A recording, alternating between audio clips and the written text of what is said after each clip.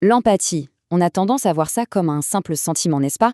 Une sorte de connexion un peu magique. Mais, et si c'était bien plus que ça? Et si c'était en fait un outil psychologique super puissant, avec ses propres règles du jeu, ses fonctions et même ses propres pièges? Allez, on plonge ensemble pour découvrir comment les experts de l'esprit humain, eux, voient et utilisent cet instrument qui est au fond fondamental. Alors, voilà le programme. On va commencer par un problème qu'on connaît tous, celui de la connexion. Ensuite, on va décortiquer l'empathie sous ses trois formes. Après ça, on ira fouiller dans la boîte à outils du psychanalyste, puis on verra quand ça peut mal tourner, et enfin, le plus important, comment on peut maîtriser tout ça dans notre vie de tous les jours. Ok, première partie.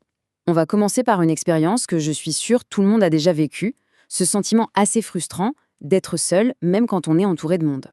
Vous savez, ce sentiment de décalage, d'être comme un livre fermé que personne n'arrive à lire, c'est une expérience humaine universelle. Ça touche vraiment au cœur de notre besoin le plus profond, celui d'être vu, d'être entendu, d'être compris. La bonne nouvelle, c'est qu'il existe une clé pour ouvrir ce fameux livre. Et cette clé, eh bien, c'est l'empathie. Ce n'est pas juste un petit plus, quelque chose d'agréable. Non, c'est la charpente de nos relations humaines. C'est le pont qui nous permet de traverser ce grand fossé qu'il y a parfois entre notre monde intérieur et celui des autres. Alors, comment on le construit ce pont? Pour bien se servir de cet outil, il faut d'abord comprendre sa mécanique. Parce que le mot empathie, en réalité, il cache plusieurs choses bien distinctes. Premier point, et il est crucial, ne pas confondre l'empathie avec la sympathie. La sympathie, c'est quand on ressent pour quelqu'un. On est triste pour lui. L'empathie, c'est différent. C'est ressentir avec quelqu'un. C'est se mettre à sa place pour comprendre ce qu'il vit, tout en gardant à l'esprit que ce n'est pas notre propre expérience. Cette petite distance, elle est essentielle.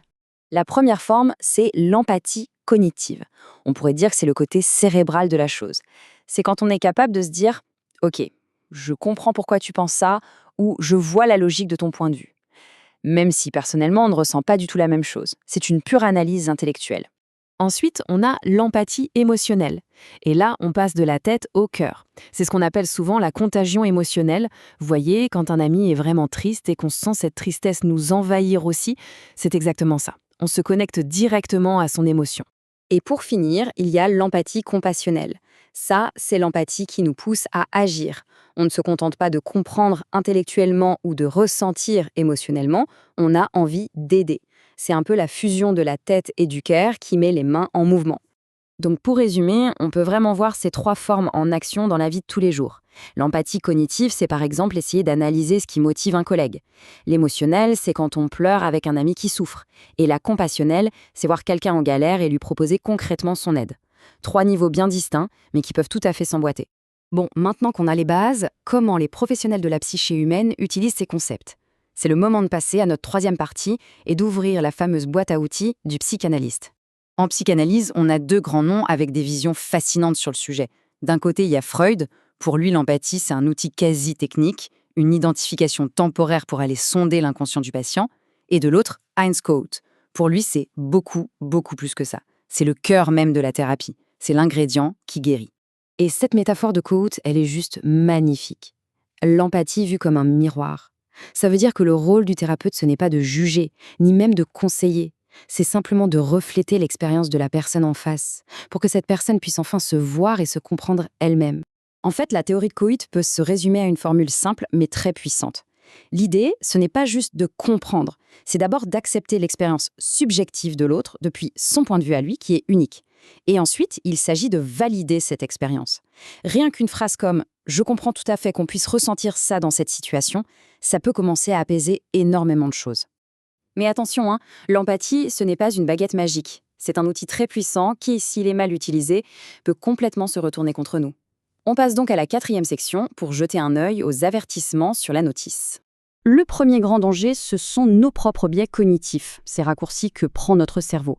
Par exemple, le biais de projection, c'est quand on plaque nos propres émotions sur l'autre en pensant qu'il ressent la même chose que nous, ou le biais de confirmation qui nous pousse à ne voir que ce qui confirme ce qu'on pense déjà. Tous ces filtres déforment notre perception et créent une sorte de fausse empathie. Le deuxième obstacle, ce sont nos mécanismes de défense. C'est inconscient. Pour se protéger d'une émotion qui est trop forte, notre esprit peut la rationaliser, c'est-à-dire trouver tout un tas d'excuses logiques pour ne pas la ressentir. Ou pire, la mettre complètement de côté avec le déni. Le problème, c'est qu'en faisant ça, on se coupe de nos propres émotions et donc de notre capacité à nous connecter à celles des autres. Bon, alors, comment on fait pour naviguer entre tous ces pièges et pour transformer l'empathie en une vraie compétence de vie? C'est tout l'enjeu de notre dernière section. On passe de la théorie à la pratique. Prenons l'exemple d'un conflit. Cette méthode en 4 étapes change complètement la perspective. Au lieu de se battre pour savoir qui a raison, qui a tort, la question devient qu'est-ce que l'autre ressent. D'abord, on reconnaît l'émotion. Puis, on la valide. Un simple « je vois que tu es en colère » peut tout changer. Ça désamorce la tension. Et là, on peut passer de l'accusation à la collaboration pour trouver une solution ensemble. La dynamique n'est plus du tout la même.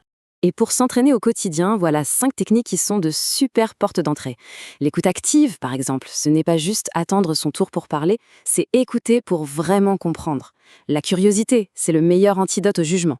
Et même lire des romans, ça nous entraîne à voir le monde à travers d'autres yeux. C'est un peu comme faire de la musculation pour notre cerveau empathique. Et c'est ça, le message le plus important à retenir. L'empathie, ce n'est pas un don, un truc inné qu'on a ou qu'on n'a pas. Non, c'est comme un muscle. Plus on s'en sert, plus on l'exerce et plus il devient fort. C'est une compétence qui se cultive jour après jour. Alors voilà une petite question pour la route. Pensez-y, quelle est cette conversation, peut-être cette relation un peu tendue qui pourrait être complètement transformée cette semaine juste en essayant d'y mettre une de ces clés? Comment on pourrait l'aborder différemment? La réponse pourrait bien vous surprendre.